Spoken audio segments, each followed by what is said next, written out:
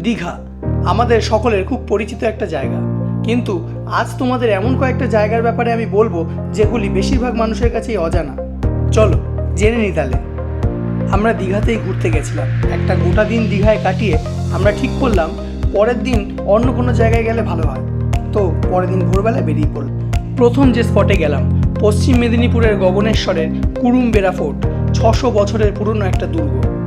আমাদের দারুণ লেগেছিল, বেরিয়ে পড়লাম পরের স্পটের উদ্দেশ্যে। এবার আমরা যাব নারাজল রাজবাড়ি, আর এই হচ্ছে সেই রাজবাড়ির মন্দির আর রথ। এরপর পৌঁছে গেলাম হাওয়া মহলের দরজায়।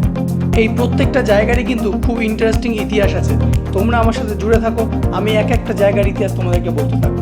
রাজা মোহনলাল খান এই হাওয়া মহল তৈরি করেছিলেন। আগে প্রতি সন্ধ্যায় এই হাওয়া মহলে নাচ গান আর সুরাপানের আসর বসত। আমরা পুরো হাওয়া মহলটাই হেঁটে ঘুরে দেখলাম, আমাদের বেশ ভালোই লেগেছে। এখানকার কারুকার্য দেখলে আন্দাজ করা যায় যে আগে ঠিক কতটা সুন্দর জায়গা ছিল। হাওয়া মহল দেখার পরে আমরা সবাই গাড়িতে উঠলাম আর খুব অল্প সময়ের মধ্যে পৌঁছে গেলাম নারাজল রাজবাড়ির দরজায়। এই নারাজল রাজবাড়ি আর হাওয়া মহল একদম পাশাপাশি জায়গায়। এই রাজবাড়ির জায়গাটা পুরোপুরি ফাঁকা, কোনো মানুষজন তেমন চোখে পড়ে।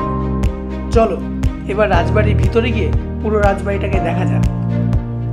মানুষজনের যে এখানে খুব বেশি আনাগোনা নেই সেটা রাজবাড়ির ভিতরে ঢুকেই বোঝা যাচ্ছিল। একটা দরজা চোখে পড়লো, দরজার ভিতর দিয়ে গিয়ে বুঝতে পারলাম যে এটা হচ্ছে রাজবাড়ির পুকুর ঘাট। রাজবাড়ির অধিকাংশটাই এখন নষ্ট হয়ে গেছে। এখন আমরা এগিয়ে চলেছি এই রাজবাড়ির দুর্গা দালানের দিকে। দুর্গা দালান দেখে আমরা ফিরলাম গাড়িতে।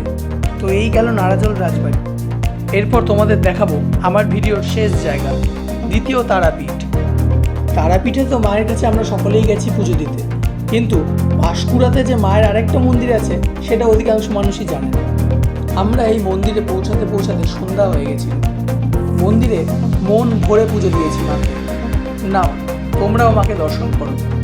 তো এই ছিল আমার ঘুরতে যাওয়ার জায়গাগুলো। প্রথম দিন দীঘায় থাকার থেকেও আমার দ্বিতীয় দিনটা খুব বেশি ভালো লেগেছে। তোমরাও ঘুরে এসো, ভালো লাগবে।